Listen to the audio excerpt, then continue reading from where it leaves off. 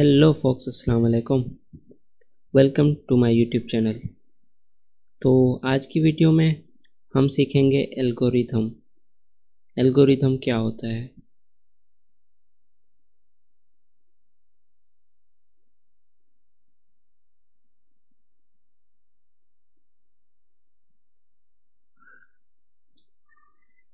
सबसे पहले यहाँ पे आ जाते हैं टेबल ऑफ कंटेंट्स। जितने भी आपको इस वीडियो में सीखने को मिलेंगे वो ये वाले टेबल ऑफ कंटेंट्स हैं। तो व्हाट इज़ एल्गोरिथम। एल्गोरिथम क्या होता है। Algorithm present step by step instructions required to solve your problem, that is called algorithm। एक ऐसा स्टेप बाय स्टेप प्रोसेस है जो किसी काम को सॉल्व करने के लिए बनाया जाता है, उसी को हम कहते हैं एल्गोरिथम। अब की फीचर्स ऑफ एल्गोरिथम। एल्गोरिथम के कुछ की फीचर्स होते हैं। सबसे जो पहला है वो है क्लियर इंस्ट्रक्शंस। हर स्टेप समझने में आसान होना चाहिए। क्लियर इंस्ट्रक्शन देनी होती है हमें एल्गोरिथम को। दूसरा है इनपुट। इनपुट क्या होता है। एल्गोरिथम को शुरू करने के लिए कुछ इनपुट दिया जाता है। थर्ड वन है आउटपुट। एल्गोरिथम का रिजल्ट या सॉल्यूशन आउटपुट होता है, ये याद रख लेना। एल्गोरिथम का रिजल्ट या सॉल्यूशन आउटपुट होता है। फोर्थ है फिनिटीनेस। एल्गोरिथम को एक लिमिटेड नंबर ऑफ स्टेप्स में कंप्लीट होना चाहिए, यानी इनफिनिट स्टेप नहीं होने चाहिए। फिफ्थ है इफेक्टिवनेस। एल्गोरिथम को जो टास्क दिया गया है उसे एक्यूरेटली और इफ़िशिएंटली सॉल्व करना चाहिए। What is flow chart. Flow chart क्या है। तो यहाँ पे आपके पास आ गई है फ्लो चार्ट। ये पूरा का पूरा क्या है, एक फ्लो चार्ट है एक एल्गोरिथम का। ये यहाँ पे एल्गोरिथम बनाया हुआ है, लेकिन एल्गोरिथम यहाँ पे चार्ट पे बनाया हुआ है, इसीलिए इसको कहा जाता है फ्लो चार्ट। एटीएम ट्रांजैक्शन का ये फ्लो चार्ट है सब, क्योंकि यहाँ पे स्टेप बाय स्टेप हो रहा है ना, इसी को एल्गोरिथम कहते हैं। जो काम स्टेप बाय स्टेप हो वो एल्गोरिथम है। स्टार्ट हो रहा है एटीएम ट्रांजैक्शन का है, यहाँ पे flow chart. Insert ATM card, सबसे पहले आपका ये स्टेप है। सेकंड है इंटर पिन। थर्ड है सिलेक्ट अमाउंट। फोर्थ है चेक बैलेंस डिसीजन, आपने विथड्रा लेना है कि नहीं लेना है। विथड्रा कैश किया आपने। और सिक्स जो है हमारे पास take out card and take receipt और एंड है। तो ये एक पूरा का पूरा एल्गोरिथम है, लेकिन यहाँ पे ये जो बनाया है हमने चार्ट पे, इसको कहते हैं फ्लो चार्ट। ठीक है, ज़रूरी नहीं है कि ये जो है सिर्फ प्रोग्रामिंग में यूज़ हो। ठीक है, एल्गोरिथम ऐसा नहीं है कि सिर्फ प्रोग्रामिंग में यूज़ होता है, एल्गोरिथम हर जगह पे यूज़ होता है। जैसे कि मान लो आप कोई काम करने जाते हो, चाय बनाते हो, उसमें भी स्टेप बाय स्टेप चीज़ें आप चाय बनाने के लिए करते हो ना।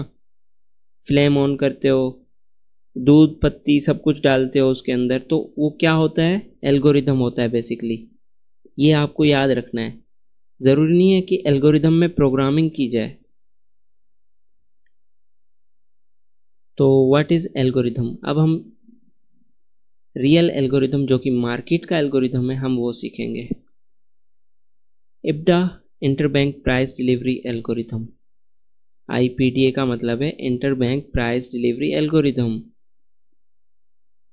It's job it to engineer liquidity in markets by moving price. इसका काम है लिक्विडिटी को इंजीनियर करना मार्केट के अंदर। किस चीज़ से, प्राइस को मूव करके। इसका काम है प्राइस को मूव करना और मार्केट के अंदर लिक्विडिटी को इंजीनियर करना, बनाना लिक्विडिटी। इंजीनियर मतलब बनाना। यहाँ पे भी आप देख सकते हो ये इंजीनियर की हुई है लिक्विडिटी ऊपर और नीचे। तो ये इसका यही काम है कि मार्केट को मूव करके लिक्विडिटी को इंजीनियर बनाना, लिक्विडिटी को। Not buying and selling pressure. ये जो ज़्यादातर लोग कहते हैं मार्केट के अंदर बाइंग और सेलिंग प्रेशर होता है, जिसकी वजह से मार्केट ऊपर या फिर नीचे जाती है। ठीक है, मोर बायर्स मार्केट गोज अप, मोर सेलर्स मार्केट गोज डाउन। ये लोग समझ रहे होते हैं मार्केट के अंदर बाइंग प्रेशर है तो मार्केट ऊपर जा रहा है, मार्केट के अंदर ज़्यादा बायर हैं तो मार्केट ऊपर जा रहा है, मार्केट के अंदर ज़्यादा सेलर्स हैं तो मार्केट नीचे आ रही है। तो ये मतलब कि गलत कॉन्सेप्ट है। ये ऐसा कोई कॉन्सेप्ट ही नहीं है, क्योंकि मार्केट्स को एल्गोरिदम रन करते हैं, प्रोग्राम होता है वो रन करता है मार्केट को। तो ये नहीं समझो कि मार्केट के अंदर जब बायर्स आते हैं तो मार्केट ऊपर जाती है। Market makers float money into the markets. Market makers पैसे डालते हैं ज़्यादा तो मार्केट ऊपर या फिर नीचे जाती है, ऐसा कुछ भी नहीं है। ठीक है, ये एक मिथ है, ये एक झूठ है, ऐसा कुछ भी नहीं है यहाँ पे, क्योंकि एल्गोरिदम रन कर रहा होता है मार्केट को। Old highs and old lows. Old highs के ऊपर ओल्ड लोज के नीचे लिक्विडिटी होती है। ठीक है, ये आपको मैं आगे चल के सिखाता हूँ। Programming logic based on human emotion manipulation. ये क्या है? प्रोग्रामिंग लॉजिक है जो कि बेस्ड करता है ह्यूमन इमोशंस पर। ये सब कुछ जो भी चीज़ें होती हैं मार्केट के अंदर, मैनिपुलेशन, लिक्विडिटी ले रहे होते हैं, स्टॉप लॉसेस हंट कर रहे होते हैं, ये सब कुछ होता है एक आम बंदे का जो लॉजिक होता है। ठीक है, ह्यूमन का मतलब कि ब्रेन होता है, उनको पता है, इमोशंस का पता है, क्या सोचते हैं वो कैसे ग्रीड करते हैं, उनके लॉजिक पे बनाया गया है ये मार्केट का एल्गोरिथम, उनको देखते हुए बनाया गया है। ऐसे नहीं है कि बस डायरेक्ट बना दिया, नहीं, उनको उनके माइंड को समझकर, उनके इमोशंस को देखकर फिर जाके एल्गोरिथम एक रेडी किया है, उन्होंने एक प्रोग्राम किया है। द सेंट्रल बैंक्स क्रिएटेड इब्डा। सेंट्रल बैंक्स ने इब्डा का कॉन्सेप्ट डिज़ाइन किया है, इब्डा को बनाया है। अब वो क्या होते हैं? दे ओवन द मनी। वो पैसों के मालिक होते हैं, जितने भी पैसे होते हैं वो उनके पास होते हैं, सेंट्रल बैंक्स के पास होते हैं, वही मनी सप्लाई को कंट्रोल करते हैं। Retail money is the liquidity. इसका मतलब है कि वो लोग रिटेल लिक्विडिटी को ढूंढ रहे हैं, वो लिक्विडिटी को इंजीनियर करते हैं। जब रिटेल मनी मार्केट में फ्लोट होती है, मतलब कि रिटेल मनी जब मार्केट के अंदर आती है, मतलब कि जैसे आपने ट्रेड की, मैंने ट्रेड की, तो वो क्या हो रहा है? रिटेल मनी मार्केट के अंदर आ रही है, तो बैंक्स और इंस्टीट्यूशंस उसे क्या करते हैं? कंज्यूम कर लेते हैं। और यही इब्डा का असल पर्पस है। ये बैंक्स के लिए बनाया गया है। ठीक है, बैंक्स के लिए डिज़ाइन किया गया है, ना कि आप और मेरे लिए। और सिर्फ उनके लिए ही ये चीज़ काम करती है, क्योंकि उनको पता है किस तरह से एल्गोरिदम को डिज़ाइन किया गया है। वो नहीं चाहते कि आप इसमें इन्वॉल्व हों। समझ आ रही है बात? वो नहीं चाहते कि एक रिटेल ट्रेडर इसमें इन्वॉल्व हो, लेकिन वो चाहते हैं कि जो रिटेल के पैसे हैं, जो रिटेल मनी है, वो हमारे पास आ जाए।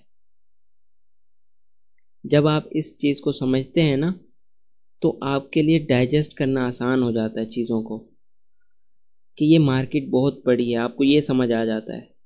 और बैंक्स बहुत ही ज़्यादा बड़े बैंक्स हैं, वो बहुत ही ज़्यादा पावरफुल हैं, बड़े भी हैं, पावरफुल भी हैं, क्योंकि उन्होंने ही एल्गोरिदम को बनाया है। हम उनके अगेंस्ट क्या नहीं कर सकते? उनके अगेंस्ट हम लड़ नहीं सकते उनके साथ। उनके अगर मार्केट को वो नीचे लेके जा रहे हैं तो हम वहाँ पे लड़ नहीं सकते कि मार्केट को हम ऊपर लेके जाएं, बिल्कुल भी नहीं। और अगर सारे जो रिटेल ट्रेडर्स हैं ना, मेरे साथ आप मिला लो मुझे भी, तो सारी जितने भी हैं पूरी दुनिया में, जितने भी रिटेल मिला लो आप, उनके पैसे मार्केट के अंदर डाल भी दो, तब भी क्या होगा? वो एक समंदर के बूंद के बराबर होंगे, एक कतरे के बराबर होंगे समंदर के। इसीलिए जो बेहतरीन स्ट्रेटजी हम कर सकते हैं ना, हमें वो करनी चाहिए। वो ये है कि हम एल्गोरिदम और सेंट्रल बैंक्स की प्राइस मूवमेंट्स को समझकर उनको फॉलो करें, बस इतनी सी बात है। सेंट्रल बैंक्स कभी कभी प्राइस को रीप्राइस करते हैं। कैसे रिप्राइस करते हैं? मतलब कि एक पॉइंट पे मार्केट जाती है तो वहाँ से आप एंट्री बनाओगे तो वहाँ से प्राइस रिप्राइस होती है, तो वो सेंट्रल बैंक्स करते हैं, रिप्राइस करते हैं, हम उसके अंदर अपनी ट्रेड को एग्जीक्यूट कर सकते हैं। और यहाँ पर एक मैनुअल इंटरवेंशन भी होती है, ये चीज़ बहुत इम्पोर्टेंट है, आपको याद रखनी है। मैनुअल इंटरवेंशन वो भी होती है जहाँ एक एक्चुअल मार्केट मेकर बैठा होता है पीछे, जो बटन प्रेस करता है, मार्केट को ऊपर या फिर नीचे चली जाती है, एकदम मूव करती है। वो क्या होता है? वो मैनुअली इंटरवेंशन की जाती है मार्केट मेकर्स के तरफ से, जिससे आपके स्टॉप लॉसेस होते हैं, आप परेशान हो जाते हैं मार्केट को क्या हो गया है, मार्केट इतना ऊपर क्यों जा रही है, इतना नीचे क्यों जा रही है। तो वहाँ पे मैनुअली इंटरवेंशन की जाती है ताकि आप लोगों की जितनी भी मनी है, रिटेल मनी है, उसको कंज्यूम कर लिया जाए। मेरी बात आप समझ रहे हैं ना। आप अक्सर ये कहाँ पे देखते हो, ब्लैक सावन इवेंट्स होते हैं जो, ब्लैक सावन का क्या मतलब है, किरोना हो गया, इस तरह के इवेंट को ब्लैक सावन इवेंट कहा जाता है। इनके ज़रिए या FOMC NFP जैसे हाई इम्पैक्ट न्यूज़ ड्राइवर्स के दौरान, वैसे ये सब मैनिपुलेशन और स्मोक स्क्रीन का हिस्सा है। ठीक है, चाहे वो पॉजिटिव हो चाहे नेगेटिव हो, इसका कोई फ़र्क नहीं पड़ता। उन्होंने पहले से ही डिसाइड किया होता है कि प्राइस कहाँ जानी है, कहाँ तक जाएगी, कौन सी प्राइस तक प्राइस को जाना है, किस तरफ जाएगी मार्केट, वो सब कुछ क्या होता है, प्लान किया गया होता है। ठीक है, न्यूज़ चाहे पॉजिटिव हो नेगेटिव हो, कोई भी फ़र्क नहीं पड़ता मार्केट को, लेकिन मार्केट को जहाँ जाना है वहीं पे प्राइस जाएगी। ठीक है, आपको ये चीज़ समझनी है, क्योंकि ये जानते हैं कि ये न्यूज़ ड्राइवर्स एक मैनिपुलेशन इवेंट है। इब्डा का काम है प्राइस को इफ़िशेंटली बायर्स और सेलर्स तक पहुंचाना। इसका एक इनएफिशिएंसी पैराडाइम होता है जो एल्गोरिदम्स के लॉजिक के मुताबिक काम करता है, और इसका काम है बाइंग से सेलिंग तक और सेलिंग से बाइंग तक प्राइस को ऑफ़र करना, दोनों डायरेक्शंस में इसका ये काम है। Deliver price efficiently to buyers and sellers in the market place. क्या करता है एल्गोरिदम, प्राइस को डिलीवर करता है इफ़िशेंटली, कहाँ तक, बायर्स तक और सेलर तक मार्केट प्लेस के अंदर, ताकि वो क्या कर सकें, अपने एग्जीक्यूशन कर सकें, ट्रेडें लगा सकें। 2 मेन वेज इब्डा डज दिस। एक है रिबैलेंसिंग, इनएफिशिएंट प्राइस एक्शन, नाकारा डिलीवरी जो होती है उसको रीबैलेंस करना इसका काम है। जो गैप होता है उसको हम इनएफिशिएंसी कहते हैं, जो कि हम आगे सीखेंगे, लेकिन इसको मैं यहाँ पे बता रहा हूँ, रीबैलेंस करना एक गैप को, और जो गैप होता है वो इनएफिशिएंट प्राइस एक्शन में बनता है। सेकंड है सीकिंग लिक्विडिटी, लिक्विडिटी को लेना इसका सेकंड काम है, सेकंड वे जो है वो है seeking liquidity. Offset distribution, offset accumulation, ये क्या होता है, अब आप यहाँ पे देखो प्राइस ने एक्यूमुलेशन की और उसके बाद ऊपर चली गई, इसका मतलब है प्राइस ने क्या किया है, यहाँ पे ऑफसेट एक्यूमुलेशन की है, ये ऑफसेट एक्यूमुलेशन होती है। और यहाँ पे अगर देखो प्राइस नीचे की तरफ जा रही है और यहाँ से नीचे चली गई है, तो ये एक ऑफसेट डिस्ट्रीब्यूशन होती है। ठीक है, अब यहाँ पे pairing of orders, selling orders, buying orders, ज़्यादातर आपको ये कंसोलिडेशन में देखने को मिलेगा। पेयरिंग ऑफ ऑर्डर्स जहाँ पे जमा हो रहे होते हैं, जहाँ पे बाइंग ऑर्डर्स और सेलिंग ऑर्डर्स का क्या हो रहा होता है, पेयर हो रहा होता है, ऑर्डर्स यहाँ पे पेयर हो रहे होते हैं, पेयरिंग ऑफ ऑर्डर्स। ठीक है, कंसोलिडेशन में ज़्यादातर आपको ये चीज़ मिलेगी। AI, since the advancement in technology, it became more efficient to run the market on computer programs. जब से टेक्नोलॉजी में एडवांसमेंट हुई है, मार्केट को कंप्यूटर प्रोग्राम्स पर चलाना ज़्यादा बेहतर और आसान हो गया है। एल्गोरिथम, अब एल्गोरिथम कहाँ कहाँ पे यूज़ होता है। एल्गोरिथम जो है सोशल मीडिया, जैसे अभी आप मेरी वीडियो देख रहे हो, ये किसके थ्रू देख रहे हो, एक एल्गोरिथम के थ्रू, एक कंप्यूटर प्रोग्राम जिसमें एल्गोरिथम यूज़ होता है उसके थ्रू देख रहे हो। कॉमर्स एंड एडवर्टाइजमेंट में भी एल्गोरिथम यूज़ होता है। Health care and research, health care में भी किसका यूज़ किया जा रहा है, एल्गोरिथम का, AI का यूज़ हो रहा है। ठीक है, और रिसर्च के अंदर भी। So what is an algorithm, again algorithm क्या है हम ये जानते हैं। Input and output, simply it is a series of inputs given to a computer program which then translates that information to produce an output. For example, if you type a question, the computer generates an answer. इसका मतलब है simply ये एक series of inputs होती है जो कि computer program को दी जाती है और फिर वो प्रोग्राम इस इंफॉर्मेशन को ट्रांसलेट करके आउटपुट बनाता है। जैसे अगर एक आप क्वेश्चन लिखते हैं तो कंप्यूटर उसका आंसर बनाता है। इसका मतलब है जो क्वेश्चन है वो इनपुट है और जो आउटपुट है वो आंसर है आपका। What does the algorithm do? Algorithm क्या करता है? The main purpose of an algorithm. Algorithm का मेन पर्पस क्या है? एल्गोरिथम का मेन पर्पस ये है कि प्राइस को मैनिपुलेट करे और मार्केट में लिक्विडिटी इंड्यूस करे, मतलब लिक्विडिटी ले। ये काम ह्यूमन साइकोलॉजी और इमोशंस का फ़ायदा उठाकर करते हैं। ये कॉन्सेप्ट समझना बहुत ज़्यादा ज़रूरी है क्योंकि ह्यूमन बिहेवियर और हमारे इमोशनल फीचर्स एल्गोरिथम के डिज़ाइन का एक कोर हिस्सा हैं। समझ आ रही है मेरी बात? यहाँ पे हैं फियर जो कि हमारे अंदर होते हैं। Fear, greed, impulsiveness, FOMO. अब ये चार चीज़ें हमारे अंदर होती हैं। Fear, greed, impulsiveness, FOMO. FOMO मतलब fear of missing out. Trade का जो आप मिस कर देते हो ना, उसको फोमो कहा जाता है। और यहाँ पे मैं समझता हूँ इन चारों में से सबसे बड़ा जो फैक्टर है वो ग्रीड का है। ग्रीड मतलब कि लालच। आपके अंदर ये बहुत ज़्यादा है। जब आप इसको ख़त्म करोगे ना, ऑटोमेटिकली ये सारी चीज़ें आपकी ख़त्म हो जाएंगी। ये चीज़ आपने ख़त्म करनी है, ग्रीड।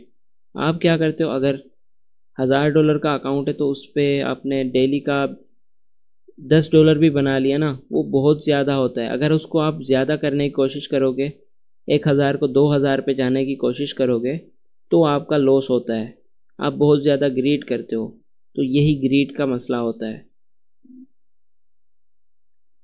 तो ये ग्रीड सबसे बड़ा फैक्टर है यहाँ पे।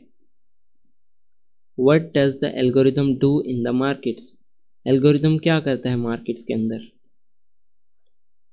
यहाँ पे है इनपुट 1, इनपुट 2 और देन आउटपुट है यहाँ पे। तो सबसे पहले जो इनपुट 1 है हमारे पास वो होता है टाइम, और जो इनपुट 2 होता है वो होती है प्राइस। Time and price.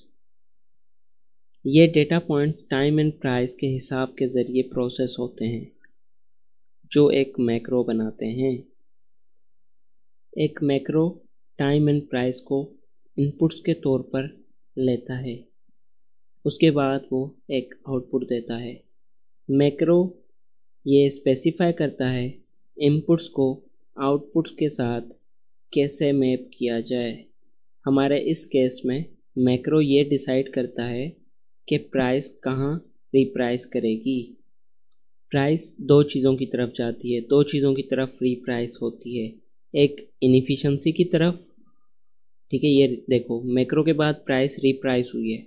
अब रीप्राइस दो मतलब कि दो साइड पे रीप्राइस करती है, एक इनएफिशिएंसी के तरफ, ठीक है। सेकंड है जो हमारे पास हाई और लो, ओल्ड हाइज ओल्ड लोज की तरफ, ठीक है, इनकी तरफ प्राइस क्या करती है, रीप्राइस करती है, रीप्राइस होती है। What is inefficiency? इनएफिशिएंसी क्या है? अब यहाँ पे देखो, ये हमारे पास यहाँ पे एक इनएफिशिएंसी है। अब ये कैसे है? ये हमारे पास सबसे पहले आप ये जान लो कि एक सेल साइड डिलीवरी है।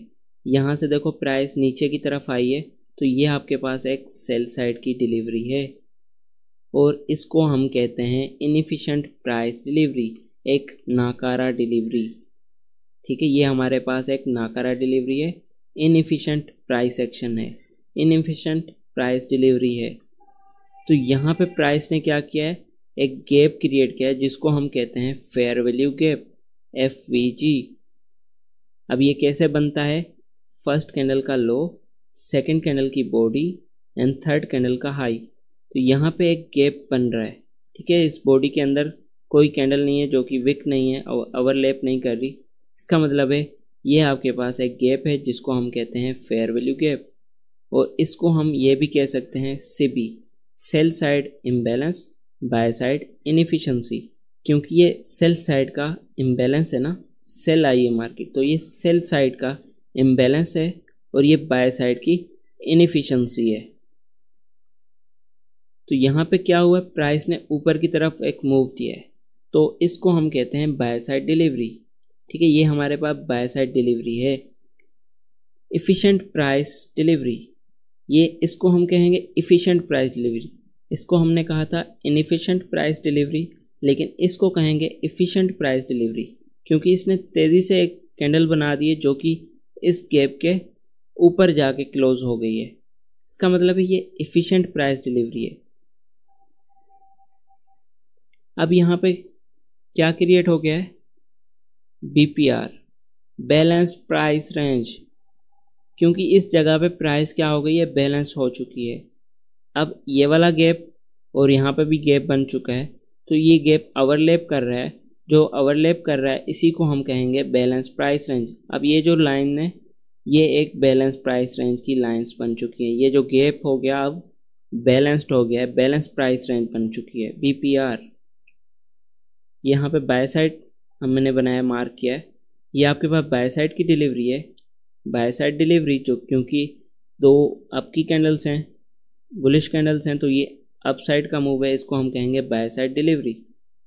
और यहाँ पे इनएफिशिएंट प्राइस डिलीवरी है ये वाली, क्योंकि ये एक नाकारा डिलीवरी है। इनएफिशिएंट मतलब नाकारा।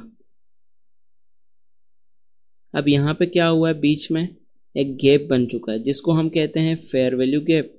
अब इस फर्स्ट कैंडल का हाई, सेकंड कैंडल की body and then third candle का लो, तो ये आपके पास क्या बन चुका है, एक फेयर वैल्यू गैप, जिसको हम कहते हैं by side imbalance, sell side inefficiency.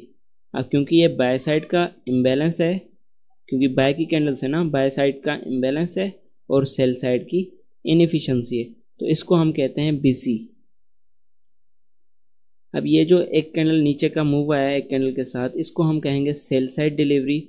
और ये हमारे पास है एक इफ़िशिएंट प्राइस डिलीवरी, एक तेज़ी से मार्केट नीचे आई है, तो इसको हम कहते हैं इफ़िशिएंट प्राइस डिलीवरी।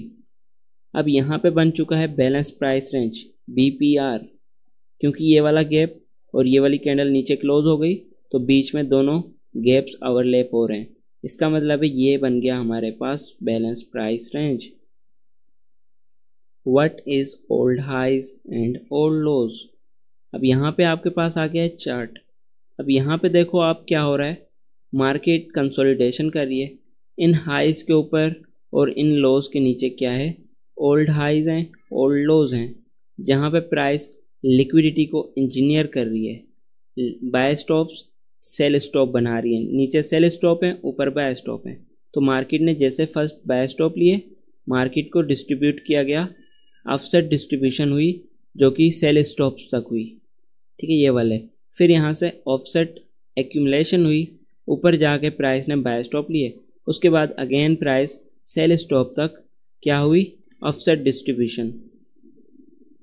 सेकंड है अगेन यहाँ पे engineer sell stops, engineer buy stop, sell stop, buy stop. सबसे पहले प्राइस नीचे आई, सेल स्टॉप लिए, फिर प्राइस ऊपर गई क्योंकि यहाँ पे इन हाइज के ऊपर बाय स्टॉप थे, बाय स्टॉप लिए, फिर नीचे आई सेल स्टॉप तक, फिर ऊपर जा रही है स्लो स्लो बाय स्टॉप लेने।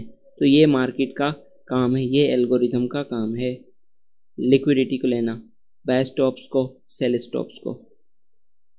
यहाँ पे भी सेम है, engineer sell stops, engineer buy stop. जैसे बाय स्टॉप लिए, आप देखो किस तरह से मार्केट को नीचे लेके आया algorithm.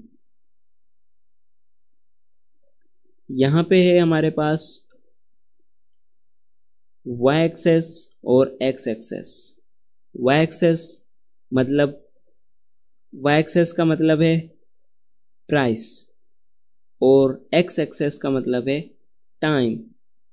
Price and time, time and price भी बोल सकते हो, लेकिन यहाँ पे हम सीख रहे हैं ना, तो y एक्सेस जो है हमारे पास प्राइस है और x एक्सेस जो है हमारे पास टाइम है।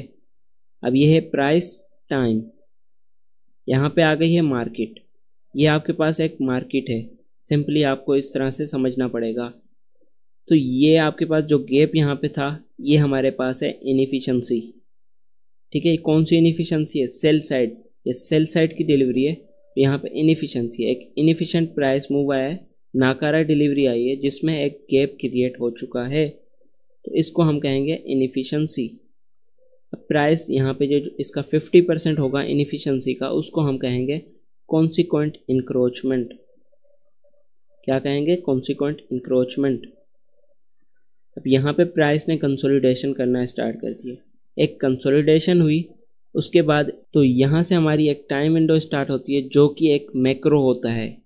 टाइम विंडो ही बेसिकली मैक्रो होता है। तो टाइम विंडो स्टार्ट हुई तो आप देखो मार्केट ने मैनिपुलेशन की, इन हाइस को लिया, ठीक है। यहाँ पे जो बाय स्टॉप्स है उनको प्राइस ने ले लिया है, किसके अंदर? एक टाइम विंडो के अंदर, जहाँ पे हमें ट्रेड करनी है। तो यहाँ पे आप देखो क्या हो रहा है, इस जगह पे टाइम एंड प्राइस अलाइन हो रही है 1.13000। तो यहाँ पे प्राइस और टाइम क्या कर रहे हैं? अलाइन कर रहे हैं।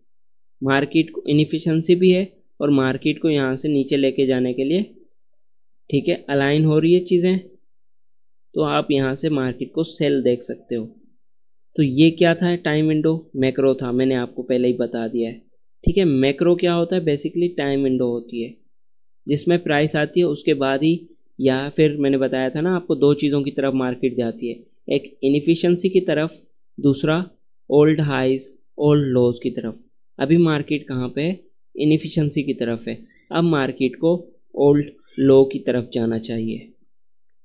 तो यहाँ से अब प्राइस क्या करेगी? रीप्राइस होगी। प्राइस होगी यहाँ से रीप्राइस।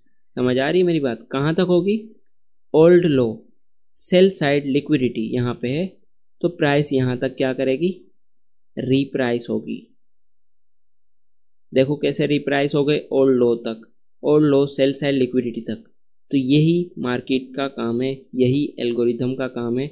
ये चीज़ आपको समझनी पड़ेगी, कहाँ से प्राइस रीप्राइस होती है, कहाँ पे प्राइस जाती है, कौन से टाइम विंडोज़ होते हैं, कौन से मैक्रो होते हैं। तो ये सब कुछ आपको सीखना पड़ेगा, जो कि इंशाल्लाह मैं आपको सिखाऊंगा। तो यहाँ पे आ जाता है इनएफिशिएंसी और लिक्विडिटी। मार्केट क्या करती है? इनएफिशिएंसी, यहाँ पे है एरेज, ठीक है। एरेज ये हम आगे सीखेंगे, एरेज क्या होते हैं। इनएफिशिएंसी से लिक्विडिटी तक मार्केट जाती है और लिक्विडिटी से इनएफिशिएंसी तक आती है। यही एल्गोरिथम का साइकिल है और यही चलता रहता है, inefficiency to liquidity, liquidity to inefficiency. Time, देखो टाइम बहुत ज़्यादा इम्पोर्टेंट होता है ट्रेड करने के लिए। किसी भी मार्केट में टाइम बहुत ज़्यादा इम्पोर्टेंट होता है कि आप कब ट्रेड कर रहे हो, ठीक है। ये टाइम जो है ना बहुत इम्पोर्टेंट है, ये मैं आपको अलग से वीडियो में समझाऊंगा, अलग से हम इसको सीखेंगे। टाइम, कौन से टाइम ट्रेड करनी है, कौन से टाइम नहीं करनी, वो सब कुछ मैं आपको एक अलग और डिटेल्ड वीडियो में सिखाऊंगा। What are arrays and which time windows? arrays क्या होते हैं, arrays और कौन से टाइम विंडो होते हैं, ये सारी चीज़ें मैं एक आपको अलग वीडियोस में समझाऊंगा। ICT प्राइवेट मेंटोरशिप, देखो जिसको ICT की प्राइवेट मेंटोरशिप चाहिए ना मुझसे, उर्दू और हिंदी में सीखना है अगर किसी ने, तो वो क्या करें, मैंने डिस्क्रिप्शन में नंबर भी दे दिया है, ईमेल भी दे दी है, जाके मुझसे कांटेक्ट करें, ठीक है। मैं उनको सारी डिटेल बता दूंगा। और सेकंड है प्रीमियम सिग्नल्स। अगर आपको प्रीमियम सिग्नल्स चाहिए तो आप डिस्क्रिप्शन में नंबर और ईमेल है, आप कर दो, मैं आपको ऐड करूंगा। 2 आवर्स का पर्सनल सेशन भी आप बुक कर सकते हो, ठीक है। 2 आवर का पर्सनल सेशन भी बुक कर सकते हो, प्रीमियम सिग्नल्स भी ले सकते हो, ICT की प्राइवेट मेंटोरशिप भी ले सकते हो, हिंदी और उर्दू के अंदर। बहुत ही सिंपल तरीके से मैं सिखाता हूँ ताकि एक आम बंदा जो नहीं उसको आती इंग्लिश वगैरह, तो वो सीख सके।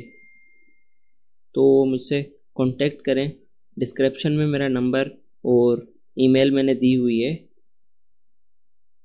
Everything is copied by Michael J. Huddleston and Ali Khan.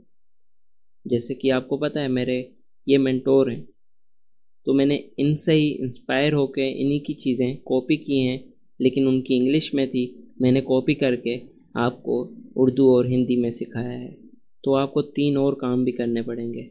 इस वीडियो को लाइक भी करो, चैनल को सब्सक्राइब भी करो और कमेंट में भी मुझे बताओ कि आपको कैसी लगी वीडियो और इस तरह की कंटेंट में लेके आऊँ, ताकि मुझे पता भी चले ना कितने लोग देख रहे हैं, इंटरेस्टेड हैं इस चीज़ में या फिर नहीं है। अगर इंटरेस्टेड होंगे तो मैं इससे भी अच्छा कंटेंट लेके आऊँगा उनके लिए, इससे भी अच्छी नॉलेज दूँगा। ज़्यादा से ज़्यादा शेयर करो, कमेंट करो। ओके, अल्लाह हाफिज़ फॉक्स। हम नेक्स्ट वीडियो में मिलते हैं। उम्मीद करता हूँ आपको बहुत ज़्यादा अच्छी लगी होगी ये वीडियो।